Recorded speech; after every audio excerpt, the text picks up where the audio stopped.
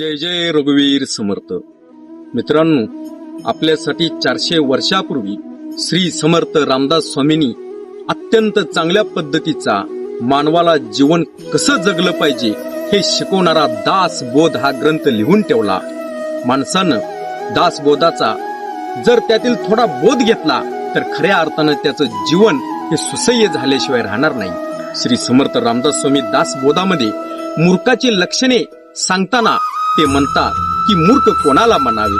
जो व्यक्ती सासरमध्ये जाऊन मुक्काम ठोकतो, जो व्यक्ती आपली पात्रता नसताना देखील मोठ्या लोकांशी बरोबरी करतो, जो व्यक्ती आई वडिलांच्या जीवावर घरात बसून आयतं खातो, कपटी आहे, भांडखोर आहे, चहाडखोर आहे, लावालावीसारखे प्रकार करतो, जो व्यक्ती अजिबात कष्ट करत नाही, जो व्यक्ती परस्त्रीवर वाकडी नजर ठेवतो, जो व्यक्ती कोणत्याही प्रकारचं कष्ट न करता यश प्राप्त करण्याचा प्रयत्न करतो, तो व्यक्ती हा खऱ्या अर्थानं मूर्ख असतो, असं श्री संत रामदास स्वामी आपल्याला सांगतात.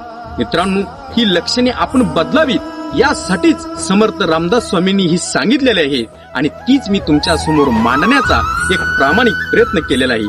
काही राग आल्यास माझं